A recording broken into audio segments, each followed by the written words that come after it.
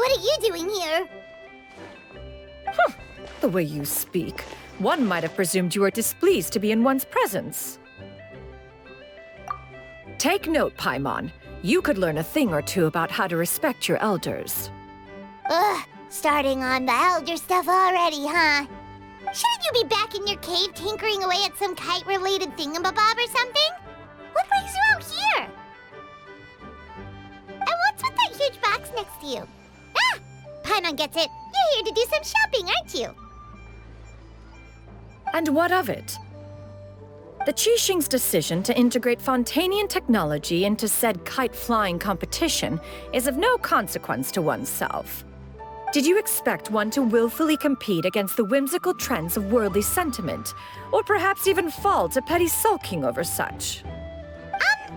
It's not that we think those things exactly. That's just what Mountain Shaper and Moon Carver told us, or Tia something and Ho. Paimon can't be bothered to remember what their aliases were called. Anyway, they went to Liyue Harbor to look for you. They even asked us to pass along their regards if we ran into you. Oh, huh. Tianyin?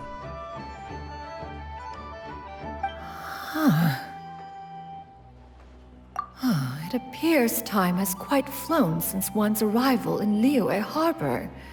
How could one have forgotten about those two old fossils?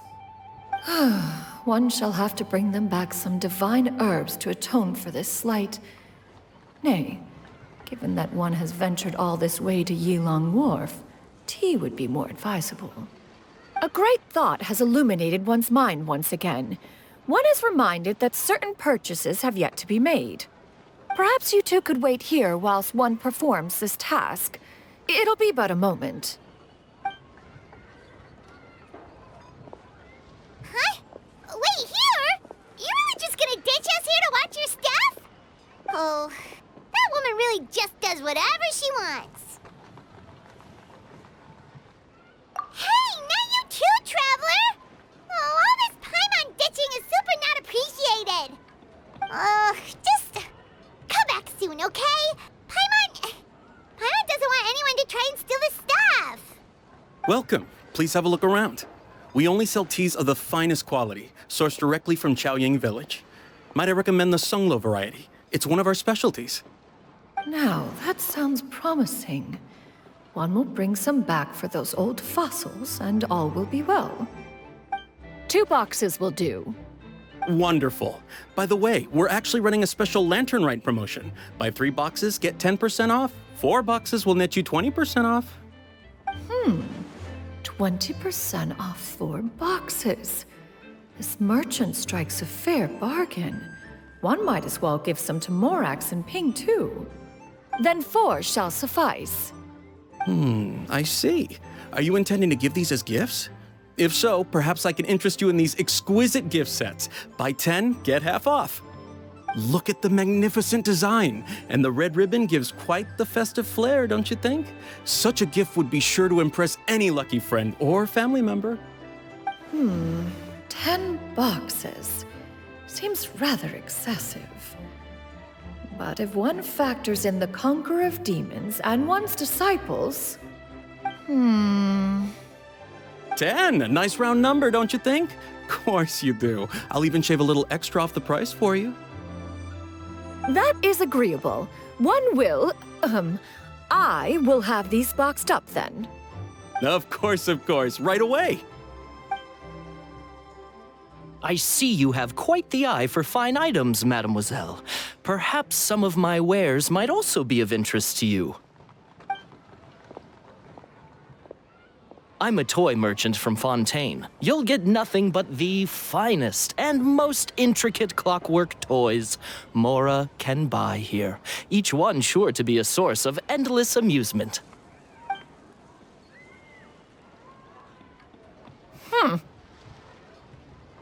Perhaps you could enlighten me then. When should said amusement be derived? Well, that is, of course, best understood by playing with them yourself. If you could wait just a moment, I can bring one out and give you a demonstration.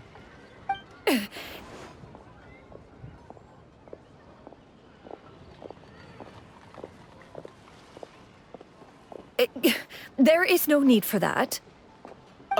Mademoiselle. Give me your newest and finest model, and be sure to package it securely. Ah, of course. Here you go. The instruction manual is... I can do without, thank you. Many watchful eyes surround this place.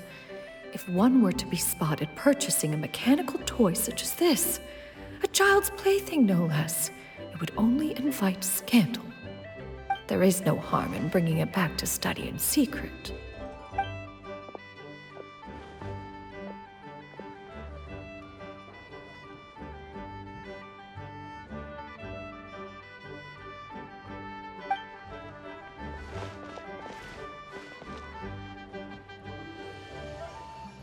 Oh, Xianyun, did your shopping go smoothly? Naturally. One may not delight in social interactions, but that does not mean one lacks said faculties.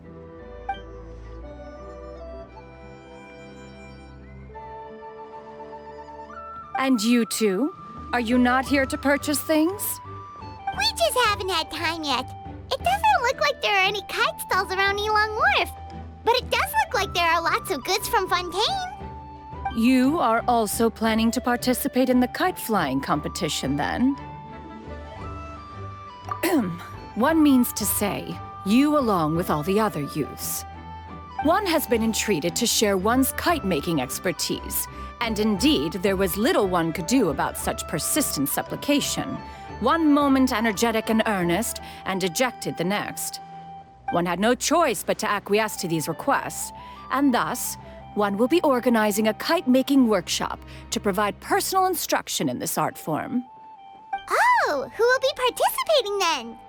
Shuyu, Shenhe, Ganyu, and Yayo. Wow, that's quite a few people. Also, this is all pretty well, Xianyun, but it's not like you have to make your own kite to participate in the competition. You can't just buy one ready-made and call it a day. Ha! You speak of those equipped with the mechanical lifting device, do you not? 'Tis nothing but a crude piece of mortal machinery. The mechanism that one has developed was the fruit of millennia of meticulous study. Let us not speak of the source of the mechanism's power, but rather its structure. It is composed of materials as light as bamboo and as strong as iron. This composition grants it the lightness of weight to ascend into the sky and the durability to follow the wind for many a mile. It is built with a series of intersecting rods that... Never mind. It is unlikely the two of you will understand, even should one expend the effort to explain. One is better off saving one's breath. It sure seems like you want to talk about it, though. So, will you be attending the workshop or not? Huh? Wait, you've been trying to invite us this entire time? All right then. No need to prepare the materials in any case. One has it all sorted. Arrive at Mount Outsong in 2 days. I shall be expecting you around midday. Are you leaving? Don't you want a guard to help you with that big box of yours? Surely you jest. One goes as one pleases. For what reason would one need to rely on another?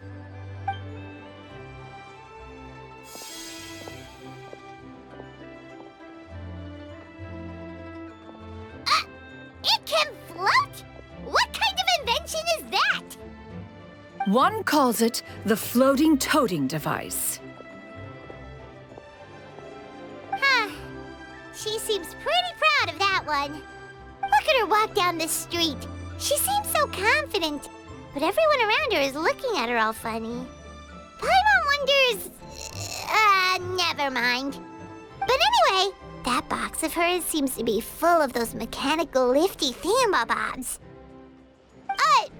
Not that Paimon was peeking or anything. She just, got a bit unsteady for a second and accidentally brushed the embroidery on top.